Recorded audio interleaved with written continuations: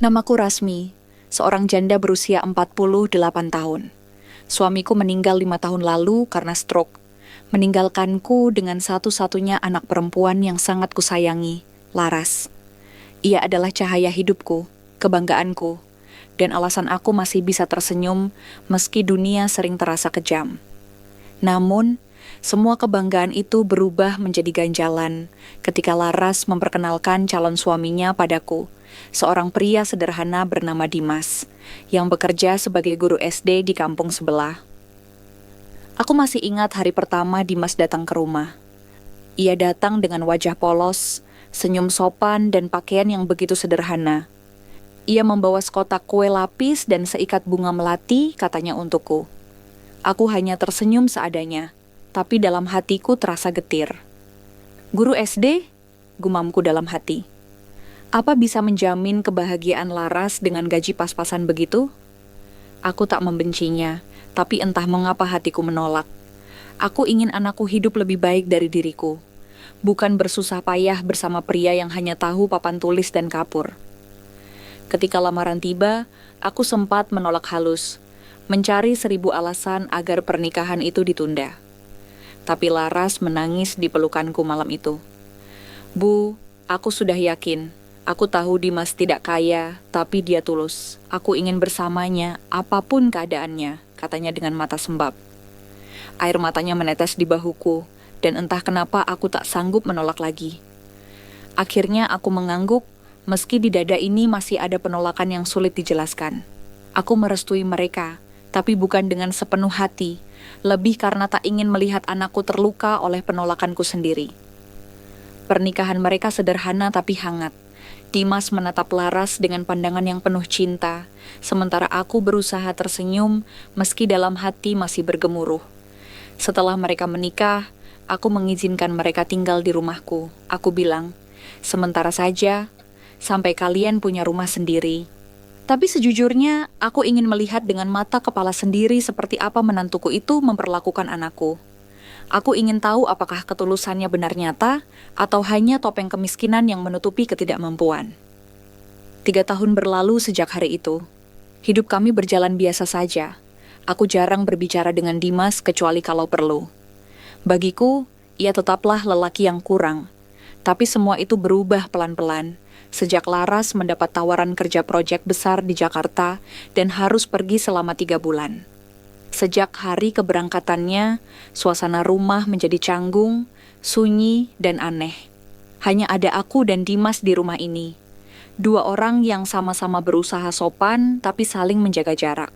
Aku tak tahu bahwa 3 bulan itu akan menjadi awal dari sesuatu yang tak pernah kuduga seumur hidupku. Sejak Laras berangkat ke Jakarta, rumah ini terasa berbeda. Biasanya pagi-pagi sudah terdengar suara sendok beradu dengan piring, tawa kecil Laras saat memanggil suaminya sarapan, atau gumamanku yang menegur mereka karena lupa menutup kulkas. Sekarang, hanya suara kipas angin yang berputar dan langkah kaki Dimas yang berhati-hati di lantai rumah kayu. Kadang aku mendengar ia bersenandung lirih sambil menyapu halaman.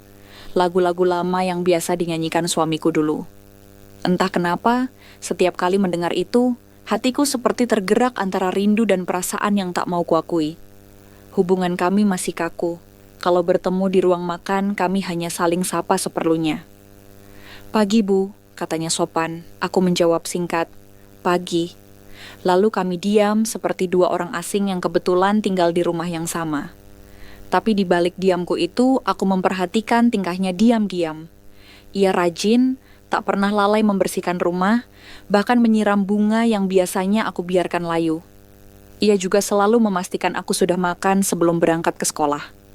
Kadang aku heran, kenapa dulu aku begitu sulit menerima lelaki ini? Namun, rasa canggung itu perlahan mulai luluh di hari ke-7.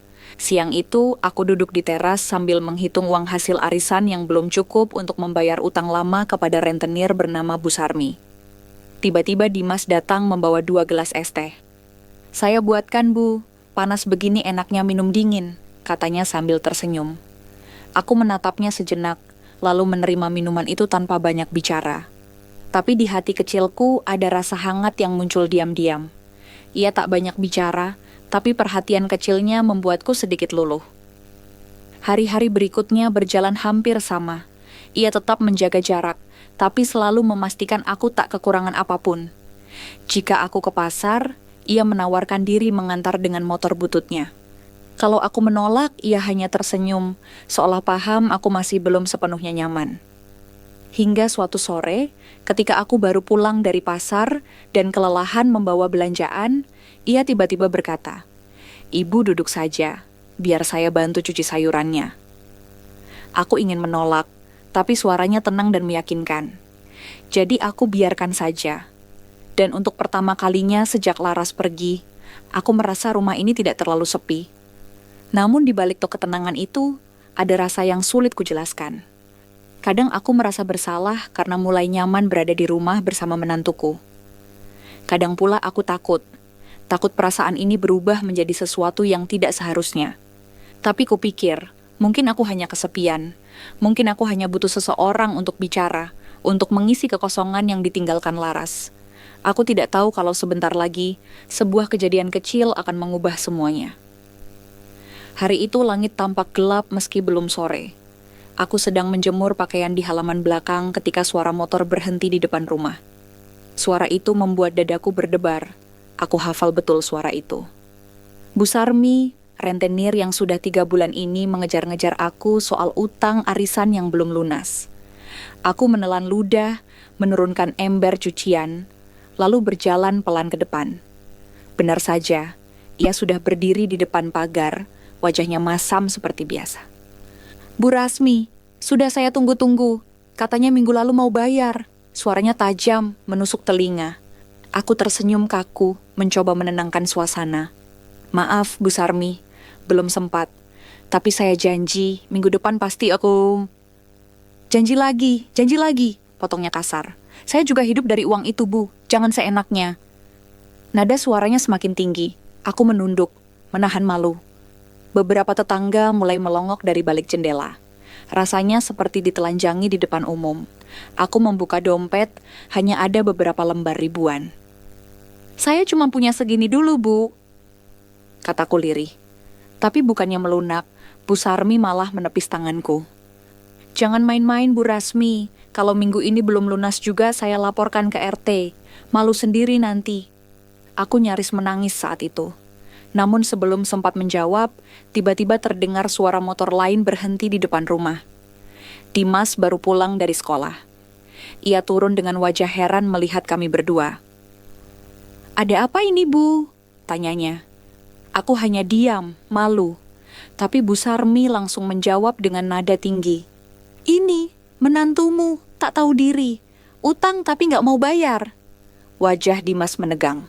Ia menatapku, lalu tanpa banyak bicara masuk ke kamarnya. Tak lama, ia kembali membawa dompet kulitnya dan menyerahkan sejumlah uang ke Bu Sarmi. "Ini, Bu, lunaskan," katanya tegas. Bu Sarmi sempat tertegun, lalu tersenyum sinis dan mengambil uang itu sebelum pergi tanpa ucapan terima kasih. Aku berdiri terpaku. "Dimas, buat apa kamu bayar? Itu utang saya." Suaraku bergetar. Ia hanya tersenyum kecil. "Saya tahu ibu kesulitan. Anggap saja ini gantinya saya numpang di rumah ini. Jangan dipikirkan, Bu. Aku tak bisa menahan air mata. Selama ini aku menilai Dimas hanya dari statusnya, dari gajinya yang kecil. Tapi hari itu, aku melihat sesuatu yang berbeda ketulusan tanpa pamrih. Sesuatu yang bahkan tak semua orang kaya punya.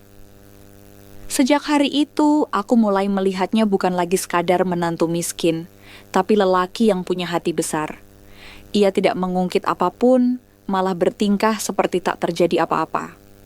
Namun di mataku, ia berubah. Ada sesuatu dalam dirinya yang membuatku ingin mengenalnya lebih dalam, bukan sebagai menantu, tapi sebagai manusia yang benar-benar baik. Dan tanpa kusadari, perasaan hormat itu perlahan berubah menjadi sesuatu yang lebih hangat dari sekadar rasa terima kasih. Sejak hari Dimas membayarkan utangku itu, ada sesuatu yang berubah di dalam rumah. Aku tak tahu apakah udara jadi lebih hangat atau hati kami berdua yang mulai melunak. Setiap kali aku melewati ruang tamu dan melihat Dimas duduk membaca, aku tak lagi buru-buru menghindar seperti dulu. Ada dorongan halus untuk menyapanya. Kadang aku membuatkan teh hangat tanpa diminta, sekadar alasan agar bisa berbicara sedikit lebih lama dengannya. Awalnya aku mencoba tetap menjaga jarak. Aku takut salah paham, takut Laras tahu aku mulai akrab dengan suaminya. Tapi Dimas punya cara menenangkan semua kegelisahan itu. Ia selalu tahu kapan bicara dan kapan diam. Kalau aku terlihat murung, ia hanya berkata lembut, "Ibu capek ya. Mau saya bantu cuci piring?" Hal-hal kecil seperti itu, yang dulu mungkin kuanggap sepele, kini membuat dadaku terasa sesak oleh rasa yang aneh. Rasa hangat, tapi juga bersalah. Sore-sore kami sering duduk di teras sambil menatap langit. Ia menceritakan murid-muridnya yang lucu dan nakal, bagaimana ia mengajar mereka menggambar, atau kisah lucu saat salah satu muridnya membawa kucing ke kelas. Aku tertawa mendengarnya, dan entah sejak kapan tawa itu membuatku merasa muda lagi. Ia menatapku bukan dengan pandangan yang menakutkan, melainkan penuh hormat, dan itu membuatku lupa sejenak bahwa kami hanya mertua dan menantu. Suatu malam aku terbangun karena pundakku terasa nyeri. Seharian aku mencuci dan menyapu tanpa berhenti. Saat aku duduk di kursi ruang tengah, Dimas kebetulan lewat. Ia melihat wajahku meringis dan langsung berkata, "Ibu jangan dipaksa, duduk sini, saya pijit sedikit ya." Awalnya aku menolak, merasa canggung.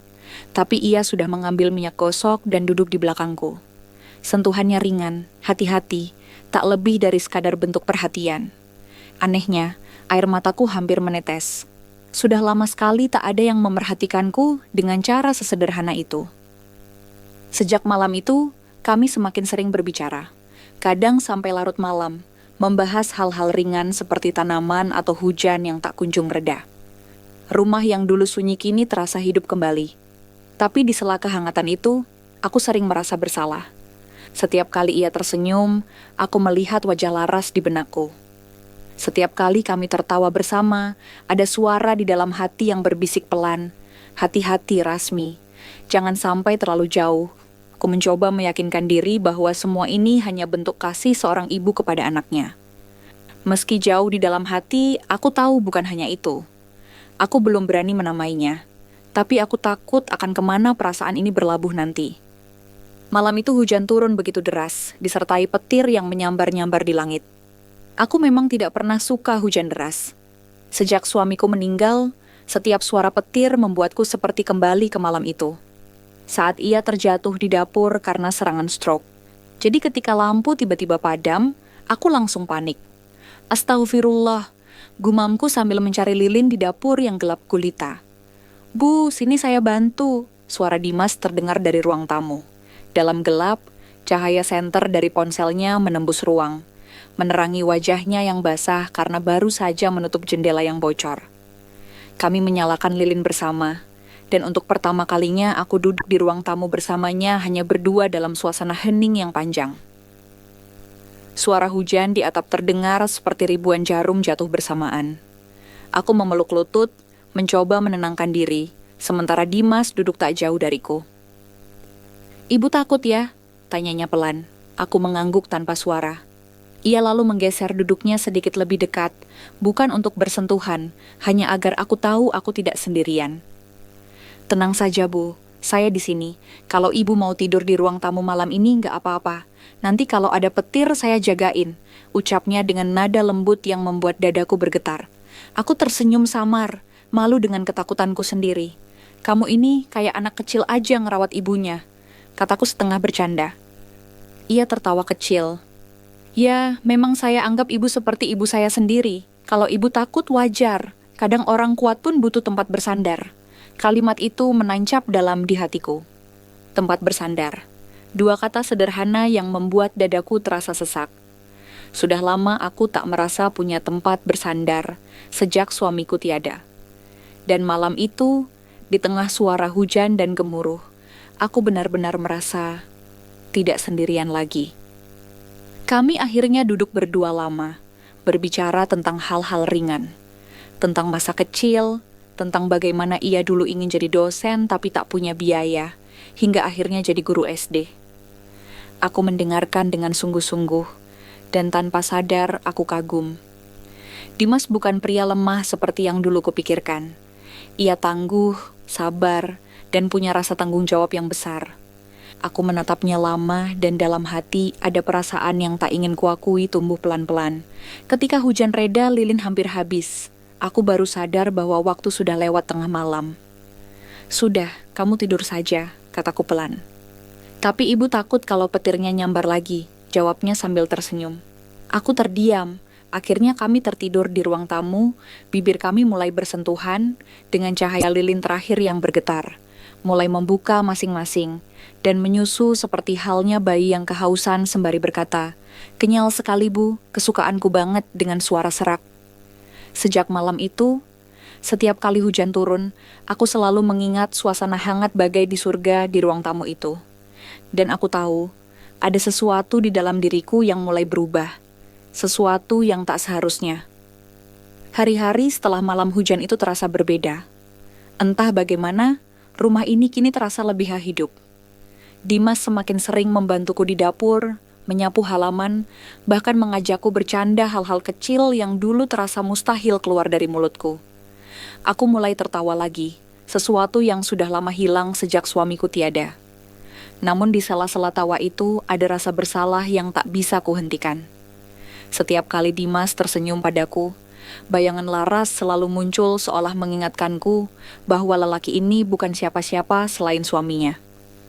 Aku mencoba menjaga jarak lagi, tapi sulit. Dimas terlalu sopan untuk kebaikan. Suatu pagi aku sedang menjemur pakaian, tiba-tiba ia keluar dengan membawa kursi kecil. "Ibu duduk dulu, nanti pegal," katanya. Aku menolak. Tapi ia tetap menaruh kursi itu di dekatku dan duduk di tanah sambil membersihkan sepatu sekolahnya. Kami tidak bicara banyak, tapi kehadirannya membuat suasana terasa nyaman. Hanya saja, rasa nyaman itu mulai berubah menjadi sesuatu yang menakutkan, sesuatu yang bisa merusak segalanya. Lalu datanglah hari di mana aku mendengar bisik-bisik pertama dari tetangga. Pagi itu aku pergi ke warung membeli gula. Dua ibu-ibu yang sedang duduk di sana tiba-tiba berhenti bicara saat aku datang. Salah satunya tersenyum canggung dan berkata, "Bu Rasmi sekarang sering di rumah aja ya, ditemani menantu terus?" Nada suaranya terdengar biasa, tapi matanya menatap dengan cara yang membuat dadaku dingin. Aku pura-pura tidak paham, hanya membalas dengan tawa kecil. Namun ketika aku berjalan pulang, ku dengar mereka berbisik lagi di belakangku. Aku tak jelas mendengarnya, tapi cukup untuk membuat langkahku gemetar. Sesampainya di rumah, aku duduk lama di kursi teras. Hatiku berdebar. Aku tidak melakukan apa-apa yang salah, tapi entah mengapa rasa bersalah itu membuncah. Mungkin karena dalam hatiku sendiri, aku tahu ada sesuatu yang mulai tidak beres. "Rasmi, kamu ini apa yang kamu rasakan sebenarnya?" tanyaku pada diri sendiri. Air mataku menetes tanpa kusadari. Aku takut bukan pada orang lain, tapi pada diriku sendiri.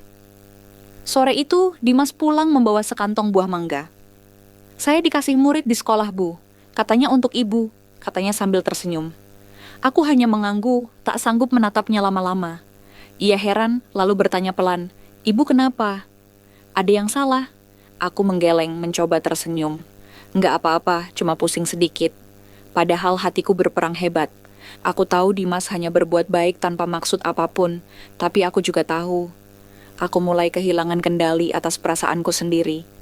Aku mulai takut dengan caraku menatapnya, dengan caraku menunggu suaranya di pagi hari. Malam itu aku berdoa lama sekali. "Ya Tuhan," bisikku sambil menangis, "jauhkan aku dari dosa yang bahkan belum terjadi." Namun di lubuk hati terdalam, aku tahu rasa yang coba kutolak itu tak semudah itu pergi. Sudah hampir 2 bulan sejak Laras berangkat ke Jakarta. Waktu terasa berjalan lambat dan aneh. Aku masih berusaha keras menolak rasa yang tumbuh di hatiku. Tapi semakin kutolak, semakin sering wajah Dimas muncul di pikiranku.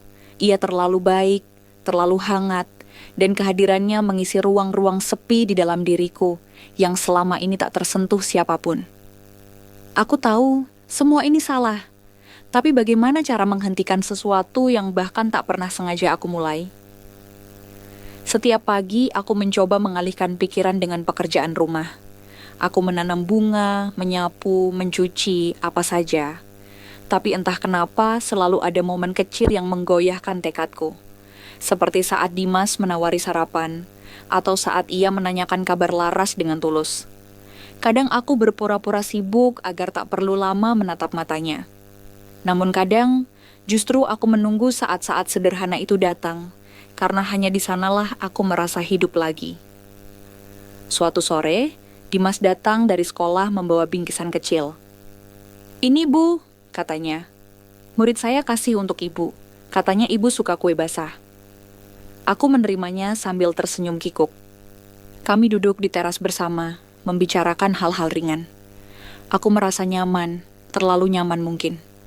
Sampai tiba-tiba tetangga depan rumah lewat dan menatap kami dengan pandangan aneh. Aku tahu, dari luar mungkin pemandangan itu tak pantas seorang wanita parubaya dan menantunya duduk berdua di sore hari sambil tertawa kecil. Tapi sungguh, aku tak bermaksud apapun. Malamnya aku tak bisa tidur. Kata-kata ibu-ibu di warung dulu kembali terngiang.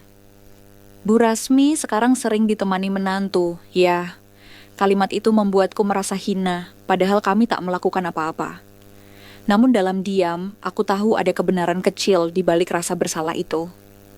Mungkin bukan perbuatan kami yang salah, tapi perasaanku yang mulai menyeberang batas. Keesokan harinya, aku memutuskan untuk menjaga jarak. Aku berbicara seperlunya saja, tak lagi menemaninya di teras. Aku pikir, mungkin ini cara terbaik agar semuanya tetap baik-baik saja. Tapi ternyata Dimas justru heran. "Ibu kenapa akhir-akhir ini menjauh? Saya ada salah?" Tanyanya dengan wajah tulus. Pertanyaan itu seperti belati yang menembus dadaku. Aku hanya bisa berkata pelan, "Tidak, Dimas. Ibu cuma ingin menata hati ibu sendiri." Ia tak bertanya lagi, tapi aku tahu ia tak mengerti maksudku. Sementara itu, Laras beberapa kali menelepon dari Jakarta. Suaranya ceria, katanya proyeknya berjalan lancar. Tapi dalam beberapa panggilan terakhir, nadanya mulai berbeda. Ia sempat berkata, "Bu, kok Dimas jarang angkat telepon ya? Biasanya dia selalu cepat jawab." Aku gugup menjawabnya. "Mungkin sibuk di sekolah, Nak." Padahal aku tahu, Dimas memang akhir-akhir ini sering pulang lebih malam, mengajar les tambahan untuk menambah uang dapur. Entah bagaimana, mungkin karena firasat seorang istri, Laras mulai curiga. Ia tidak bilang apa-apa padaku, tapi aku bisa merasakannya dari nada suaranya. Dan tanpa aku tahu, hari itu juga ia memutuskan untuk pulang lebih cepat tanpa memberi kabar, tanpa menelpon. Sebuah keputusan yang akan mengubah hidup kami bertiga selamanya.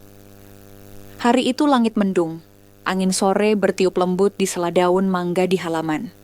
Aku sedang duduk di ruang tamu, melipat pakaian Dimas yang baru saja dijemur.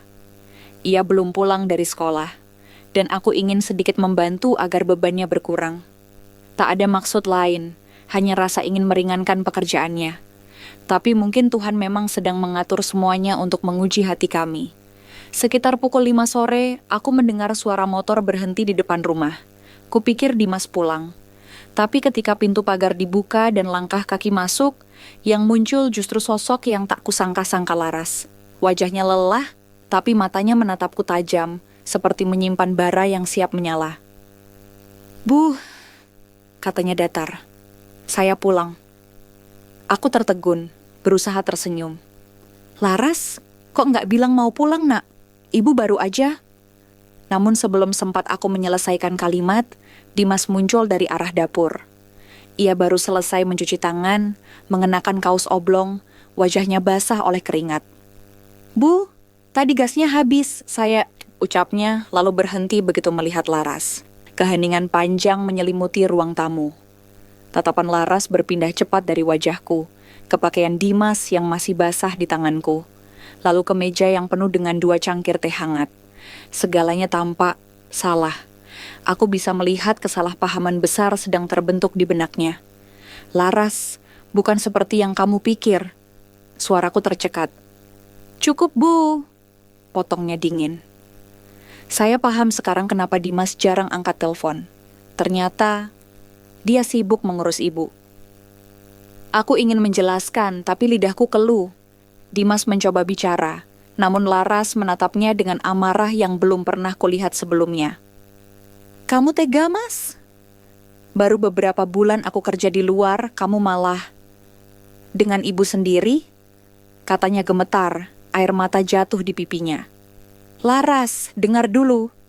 Dimas maju selangkah, tapi Laras mundur, menepis tangannya. Jangan sentuh aku, bentaknya keras. Aku tak tahan lagi. Nak, tolong dengarkan ibu dulu. Ibu nggak punya niat apa-apa sama Dimas. Kami cuma ibu. Sudahlah, Bu. Suaranya melengking. Saya nggak mau dengar. Mulai sekarang saya nggak tahu harus anggap ibu siapa. Kata-kata itu seperti pisau menembus jantungku. Aku berdiri kaku, sementara Laras berlari masuk ke kamarnya, menutup pintu keras-keras. Dimas memandangku dengan wajah panik dan bersalah. Aku hanya bisa duduk, menutup wajah dengan kedua tangan, menahan isak yang tak tertahan lagi. Dalam sekejap, semua ketenangan yang kami jaga selama ini runtuh tanpa sisa. Malam itu sunyi sekali. Dimas memilih tidur di ruang tamu, sementara aku hanya bisa terbaring di tempat dia tidur sambil menatap langit-langit. Dalam hati aku bertanya pada Tuhan, apakah aku memang pantas menerima semua ini? Aku tak tahu mana yang lebih menyakitkan. Dituduh berbuat dosa atau kehilangan kepercayaan anakku sendiri. Pagi itu rumah terasa sangat hening. Tak ada suara panci dari dapur, tak ada tawa Laras seperti biasanya. Yang ada hanya udara dingin yang seolah menampar wajahku setiap kali aku melangkah. Aku mengetuk pintu kamar Laras berulang kali. Nak, ayo sarapan dulu, ibu udah masak bubur kesukaanmu, kataku pelan. Tak ada jawaban. Ku coba membuka pintu, ternyata tidak dikunci. Di dalamnya kosong, lemari terbuka separuh, sebagian bajunya hilang. Di atas meja rias ada selembar kertas kecil bertuliskan singkat. Ibu, aku nggak bisa tinggal di rumah ini lagi. Maaf, tanganku bergetar, dunia serasa runtuh. Aku duduk di tepi ranjangnya, menatap kosong ke arah jendela.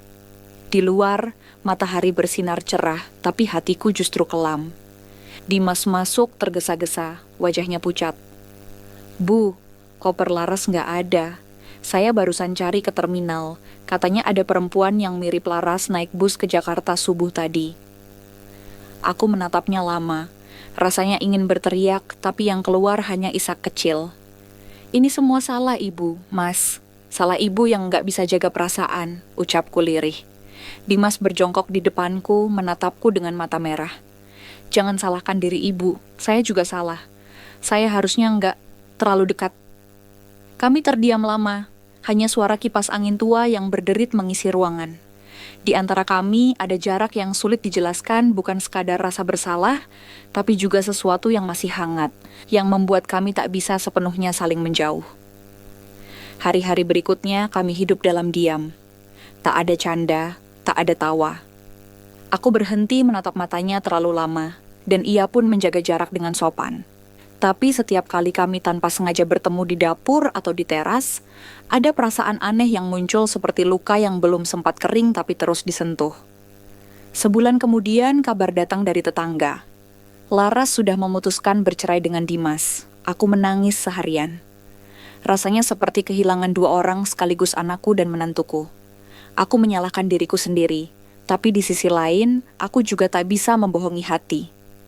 Dimas tetap sering datang ke rumah, bukan sebagai menantu, tapi sebagai seseorang yang tak sanggup benar-benar pergi. Suatu sore, ia datang membawa map berisi surat. Bu, saya dapat surat pindah tugas keluar kota. Besok saya berangkat, katanya pelan. Aku hanya mengangguk, menahan air mata. Mungkin ini yang terbaik, Mas, ucapku. Ia menatapku lama, lalu menunduk. Saya nggak akan pernah lupa sama ibu, sama semuanya. Ketika motornya melaju menjauh, aku berdiri di depan pagar dengan hati hancur. Di satu sisi, aku lega semuanya berakhir. Tapi di sisi lain ada kekosongan besar yang tak bisa diisi siapapun. Sejak hari itu, aku lebih sering menghabiskan waktu di teras, menatap langit sore, berdoa agar Tuhan mengampuni segala khilafku. Cinta memang bisa datang dari arah yang tak seharusnya. Aku belajar dengan cara yang paling menyakitkan, bahwa tidak semua rasa perlu dimiliki, dan tidak semua kedekatan harus diselamatkan. Kadang, mencintai berarti berani melepaskan, bahkan ketika yang dilepaskan adalah satu-satunya hal yang membuat hati masih hidup.